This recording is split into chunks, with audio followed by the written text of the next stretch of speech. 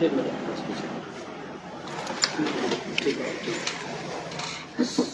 की महिला स्त्री एवं प्रसूति रोग विशेषज्ञ doctor Sangeeta Chaudhary press conference में मीडिया कर्मियों को क्या कुछ कह रही हैं, सीधे हम उनसे जुड़ते हैं। जी मैडम, आपका प्रतिष्ठा को लेकर के जो मामले चल रहे हैं, खास करके एक सोशल मीडिया प्लेटफॉर्म पर सिवान पॉलिटिक्स में कुछ ऐसी बातें की गई थी, क्या कुछ कहेंगे इसको लेकर के? इसके पहले मैं पहले भी डिजिटल मीडिया के माध्यम से ये बता ही चुकी हूँ कि ये फेक है, ये आईडी फेक है, ये कौन आदमी है, इसका नंबर ट्रेस करना पुलिस को भी थोड़ा मुश्किल है। लेकिन मैंने आवेदन दिया हुआ है कि अगर ये पेशेंट मेरी होती तो इसको पता होता कि मेरे प्रेस्क्रिप्शन पे कि कोई भी वैलिडिटी नहीं है। जैसे कि मेरे पास एक पर्ची पुराना पड़ा हुआ है किसी पेशेंट का, तो इसमें कहीं भी इसका आईडी पेशेंट का छुपा ले रही हूँ, ये कहीं भी नहीं लिखा हुआ है मतलब कि यहाँ पे पुरानी पर्ची रिपोर्ट दोपहर 1 बजे के बाद देखा जाएगा, दिनांक इतना से इतना, कभी भी क्लिनिक अगर बंद रहे तो डेट भरना है, हॉस्पिटल का नाम, एड्रेस, नाम, पता, मेरा degree, registration number, email ID, website, ये सब है। और इसके बाद मैं सैनिक सहायक एवं शल्य चिकित्सक, लेप्रोस्कोपिक सर्जन, ये सब ये हिंदी में ही अंग्रेजी में लिखा हुआ है। स्त्री प्रसूति एवं बांझपन रोग विशेषज्ञ, तो ये सब लिखा हुआ है। Consultant gynaecologist and obstetrician and infertility specialist. उसके बाद मुख्य उपलब्ध सुविधाएं क्या क्या है मेरे पास, वो लिखा हुआ है। फिर लिखा हुआ है यहाँ पर कि pulse, BP, chest, CBS, weight, वजन, बीपी, पल्स, एडिमा, सूजन वगैरह अगर किसी है पेशेंट का, SpO2, ये सब। फिर 24 घंटे इमरजेंसी सेवा उपलब्ध है, रविवार को भी इमरजेंसी सेवा उपलब्ध है। यह पर्चा मेडिको लीगल पर्पस के लिए मान्य नहीं है, और यदि गैस हो तो इन चीजों से परहेज करें। इसमें आप ही लोग बताएं कहाँ पर लिखा हुआ है कि वैलिडिटी क्या है? कहीं नोटिस भी नहीं लिखा हुआ है, कहीं बोर्ड पे भी आप लोगों ने देखा हो, कहीं देखा हो। अगर उस पेशेंट नहीं देखा हो, मेरे हॉस्पिटल में कहीं नोटिस चिपका हुआ, तो वो उस नोटिस को उस पे डाले, हमको कोई भी गुरेज नहीं उससे, अगर उनको लगता है कहीं उन्होंने देखा है तो। क्योंकि ये कोई इम्पोर्टेंट बात नहीं वैलिडिटी, क्योंकि पेशेंट तो अभी आपने देखा कि आपके सामने एक पेशेंट आई यूरिन का टेस्ट लेके, तो वो तो पुरानी पर्ची थी।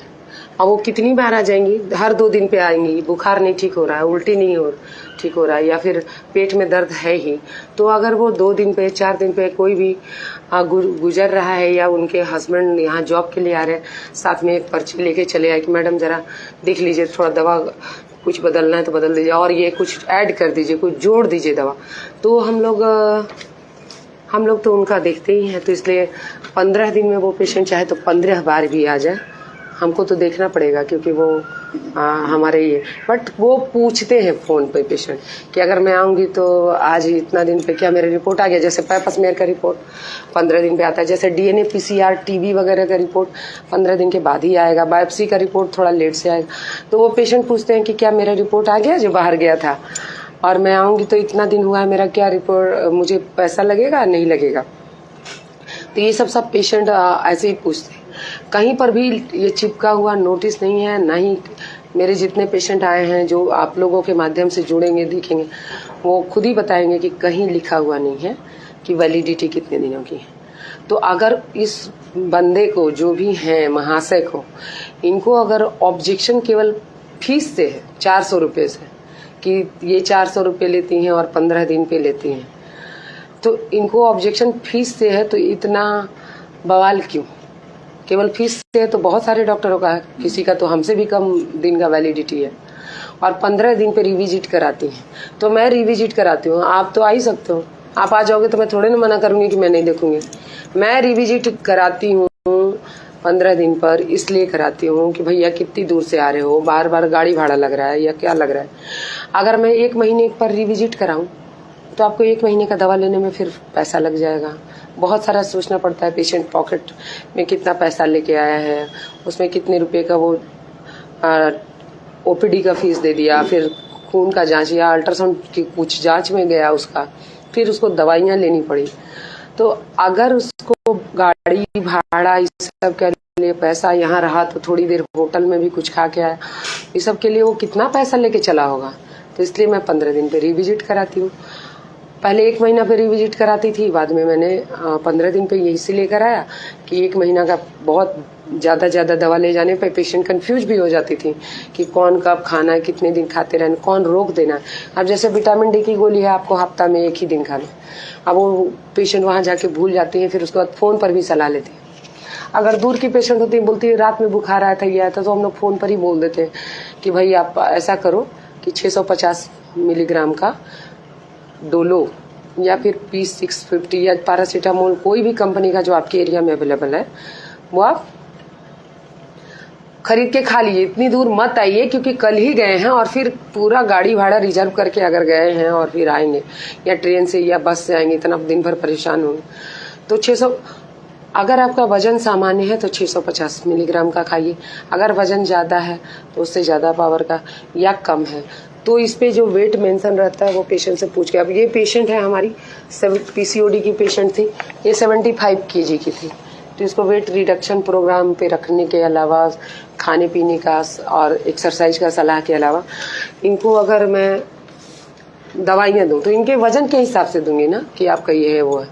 तो हर पेशेंट का पर्सनलाइज हो जाता है, इंडिविजुअलाइज हो जाता है। आप एक ही तरह से पेशेंट को नहीं ट्रीट कर सकते हैं। जैसे हर इंसान अलग है, जैसे 5 उंगलियां अलग हैं, तो उसी तरह से हर आदमी अलग है, वजन अलग है। कोई वो गोली पचा सकता है, किसी को वही गोली एलर्जी हो जाता है, किसी को वही गोली से रिएक्शन हो जाता है, और एविल देने की या डेक्सोना या कॉर्टिकोस्टेरॉइड देने की ज़रूरत पड़ जाती है, या लिवोसिट्रिजिन खाने की ज़रूरत पड़ जाती है। तो हर आदमी का इंडिविजुअलाइज किया जाता है ट्रीटमेंट। तो इनका क्या प्रॉब्लम था मुझे अभी तक नहीं पता, ये कौन थी, क्या प्रॉब्लम था, क्योंकि इनके पति का नाम मोहम्मद साहबुद्दीन साहब के आईडी से परिलक्षित नहीं हो रहा है कि क्या था इनके पति का नाम। तो ये मैं पूरा चेक भी करवाऊं तो नहीं पता चल रहा है। मैंने कुछ मुस्लिम मरीज को फ़ोन भी किया तो वो लोग कहते हैं अरे हमारा हस्बैंड पे न कबो न करी, ओकरा वो न करेला, वो करबो न करी, उनकरा का मतलब बा, वो तो कभी इतना दूर ले सोचियो न सकी है। तो बहुत तरह का बात पेशेंट बोल रही हैं। तो फाइनली हम लोगों ने बंद किया कि उन लोगों को वापस पूछना कि भैया आपको था क्या प्रॉब्लम था ये बताइए। तो अब मुझे यही लग रहा है कि कुछ खास डॉक्टरों को या कुछ हमारे पैसे का कंपटीशन जो है, या फिर किसी PRO का डॉक्टर से राय बिना किए हुए सोची समझी साजिश के तहत मेरा पेशेंट खींचने के लिए ऐसा किया गया है। लेकिन वो ऐसा कुछ भी प्रभाव नहीं पड़ा है। जैसे कि अभी भी देखिए आप जाके मिल सकते हैं, 6 नंबर रूम में जो मरीज है डिलीवरी की, उसका मैंने नॉर्मल कराया है और मैं इसी कारण थोड़े लेट भी हो गई हूँ। जस्ट अभी कुछ देर पहले नॉर्मल डिलीवरी उसका हुआ है, और नॉर्मल का कोई टाइम नहीं होता, पूरी रात जगने के बाद पूरा दिन में अभी जाके डिलीवरी हुआ है। तो मैडम ये मामला जो है कोई बहुत गंभीर मामला नहीं था, लेकिन बेवजह जिसको तूल दिया जा रहा है और आपने अपना स्तर से जांच पड़ताल भी किया है, लेकिन खुल के कोई सामने नहीं आ रहा है। अगर कोई आपत्ति थी, कोई शिकायत थी, तो आपसे प्रत्यक्ष रूप से मिलना चाहिए था और उस पर बात करना चाहिए था। आपको क्या लगता है कि ऐसे लोगों के मानसिकता के बारे में क्या कहेंगे आप? कि ये सस्ती लोकप्रियता के चक्कर में और आजकल जो मोनिटाइजेशन हो गया है फेसबुक का, शेयर करने के पता नहीं इतना शेयर क्यों हुआ, कोई पोस्ट वायरल हो जाता है। जैसे मेरा YouTube का वीडियो गर्भ निरोधक का इंजेक्शन जो है वो इतना वायरल है कि पूना और राजस्थान से फोन आता रहता है, और हम लोग बार बार बोलते हैं कि आप वहाँ सरकारी में जाकर ये इंजेक्शन अवेलेबल है, ले लीजिए, उससे आगे नहीं। तो वो लोग जिस तरह का लैंग्वेज यूज करते तो पता चल जाता है कि बिहार के नहीं, और फिर डायरेक्टली उनसे पूछा जाता है कि क्या आपने YouTube देखकर फोन किया है। तो वो मेरा कितना लाख व्यू चला गया है।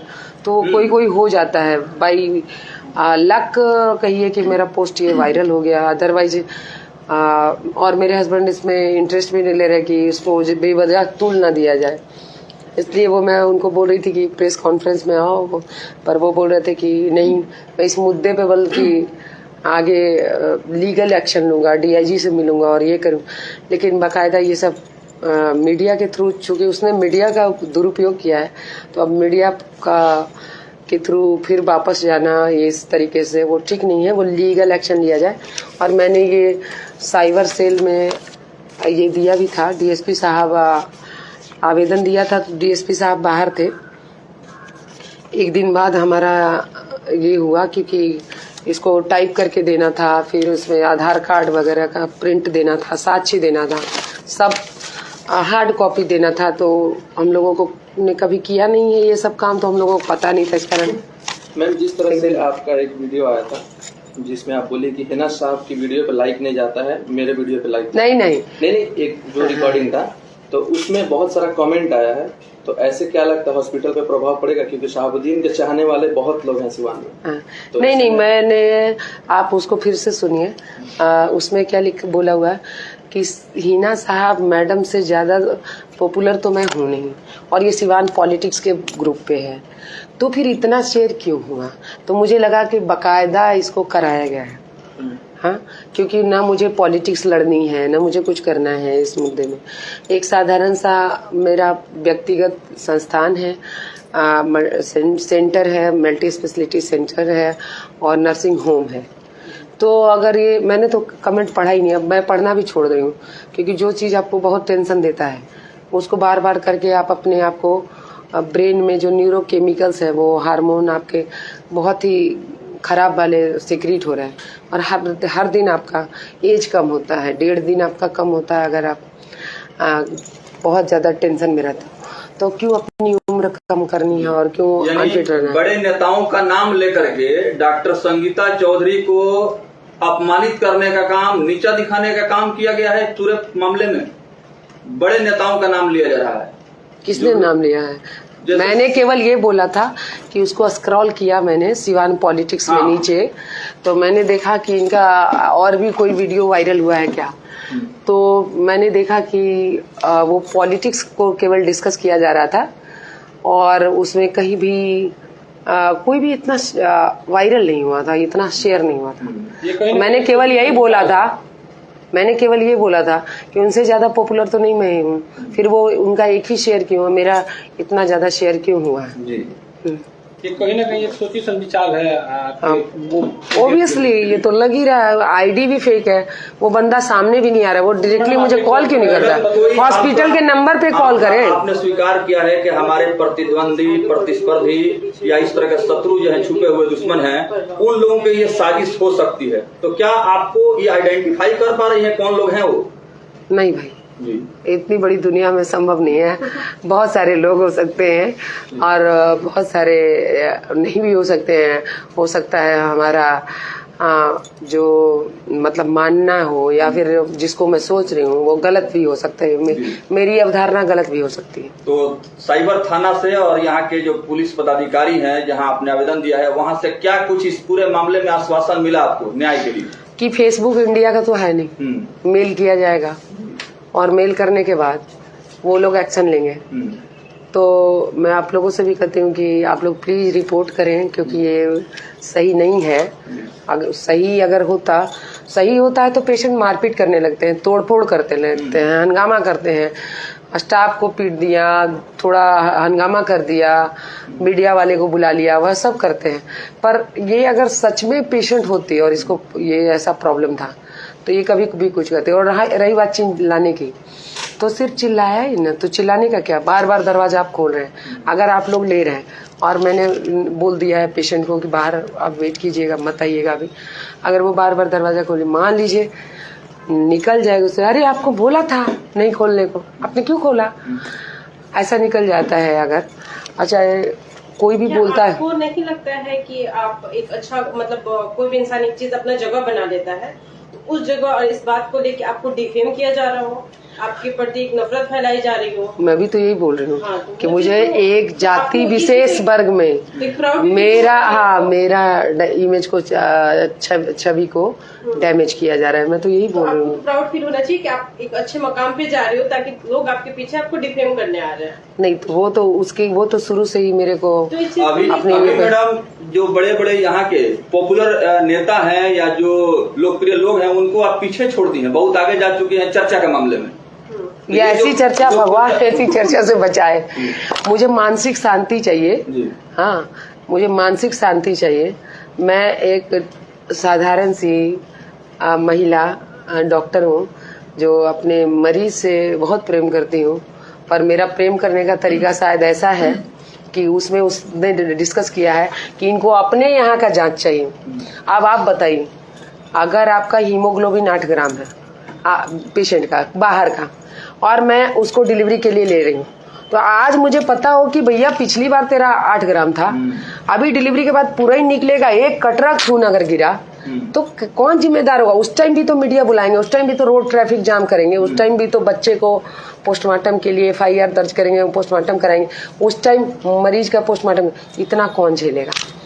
तो इसलिए अगर मैं हीमोग्लोबिन ही करा देती हूँ तो क्या गलत करती हूँ? और दूसरी बात, मेरे पास सब सीरियस मरीज होते हैं।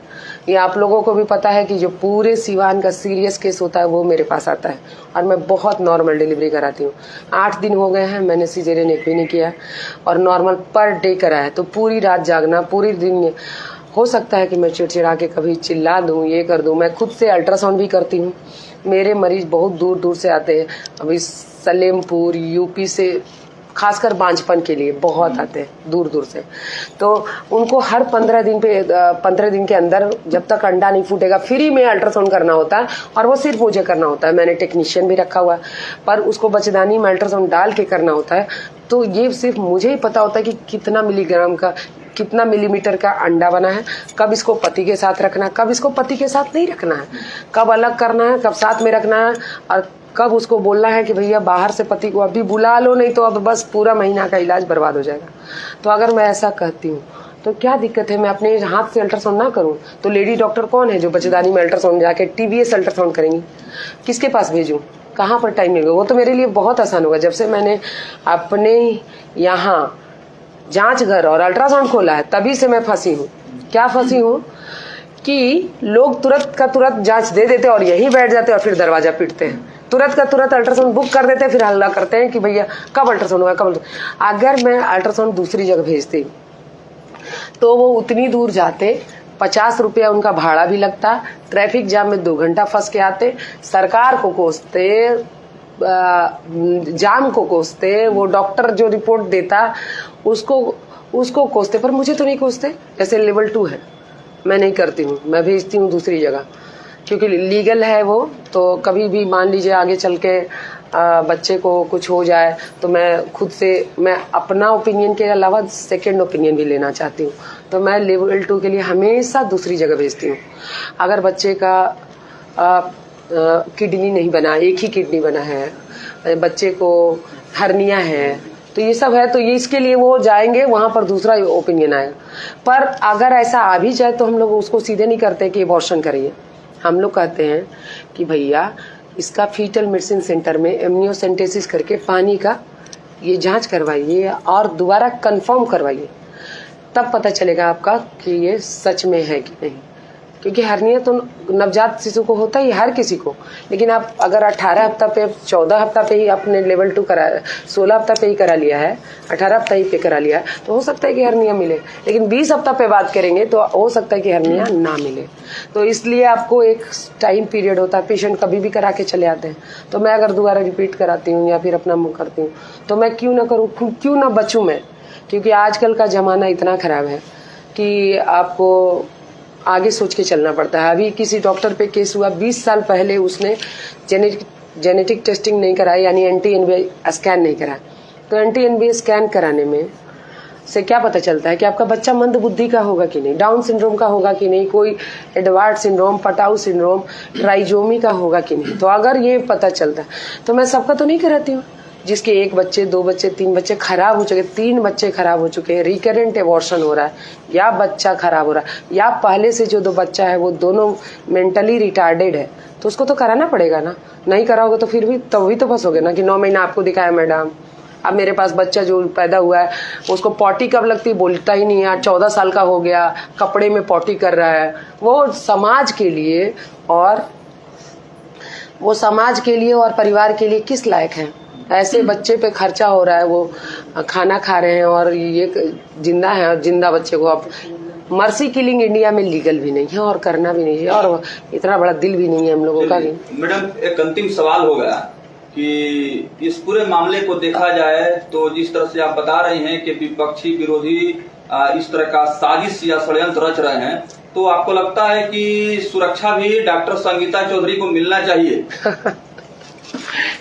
मुझे तो नहीं लगता है कि मुझे सुरक्षा का जरूरत है, क्योंकि ऑलरेडी हम लोग बहुत स्ट्रांग है, ये हर किसी को पता है।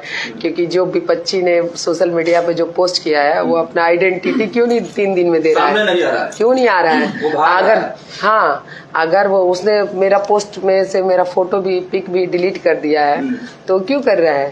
अगर उसको है जो भी उसको मुझसे ग्रीवांस है, वो सामने से क्यों नहीं डिस्कस कर रहा है? हाँ, लेकिन मैं तो जल्दी बाहर जाती नहीं, मेरी दुनिया बस 5 तल्ला से नीचे के फ्लोर पे भी नहीं है, ओपीडी के फ्लोर तक है। इसके बाद फिर वहाँ इसी में मेरी पूरा संसार है, इसी में मैं सुबह से शाम तक लगी रहती हूँ। 5 बजे से जगी हूँ, तब से लगी ही हूँ। तो इसी चक्कर में रहती तो मेरा कहीं जाना आना भी नहीं, तो मुझे ज़्यादा बहुत सुरक्षा की जरूरत भी नहीं। पहले मैं वॉकिंग में जाती थी, मॉर्निंग वॉक में, पर मैंने सुरक्षा की दृष्टि से ही मॉर्निंग वॉक छोड़ दिया है। क्योंकि पर डे आप एक ही नियम अगर अपना लेते हैं तो लोगों को पता चलता है कि भैया हाँ ये इतना बजे निकलती है, यहाँ जाती है, यहाँ आती है, तो वो हम लोगों के लिए, किसी भी डॉक्टर के लिए सुरक्षित नहीं है। इसीलिए किसी भी डॉक्टर का बच्चा फील्ड में नहीं खेलता है, वो घर के छत पे ही क्रिकेट खेलता है। कभी किसी डॉक्टर का बच्चा को आपने फील्ड में देखा है खेलते हुए? Just because of security, law and order के कारण। पर्दे के पीछे से जो कुछ भी ये लोग कर रहे हैं, डॉक्टर संगीता चौधरी ने कहा है कोई शिकवा शिकायत है तो सामने आके बात रखनी चाहिए, और जो लोग इस तरह का मतलब चक्रव्यूह रच रहे हैं उनका जो है शिनाख्त, उनकी पहचान कानून के द्वारा, प्रशासन के द्वारा होगी। आवेदन आपने दे दिया? यस, आवेदन तो मैंने ये दिया है, एक बार फिर से दिखा दे रही हूँ। और ये आप लोगों से भी अपील करती हूँ कि जितने लोग हैं रिपोर्ट कर सकते हैं, रिपोर्ट करें प्लीज। और वो चूंकि एडमिन है उस ग्रुप के, अगर कोई मेरे पक्ष में बोलता है तो वो मैंने 1-2 कमेंट पढ़ा कि तुम वहाँ की नर्स होगी इसलिए तुम ऐसा बोल रही हो, जबकि वो है ही नहीं यहाँ की, वो आउट ऑफ बिहार है। और फिर इसी तरह से जो कुछ भी बोलता है तो भैया आप स्वजातीय होंगे इसलिए आप उनके पक्ष में बोल रहे हैं, इस तरह का बात करते हैं। तो जो भी मेरे पक्ष में बोल रहे हैं उन लोगों को के मैसेज को डिलीट कर दिया जाता है, हाइड कर दिया जाता है।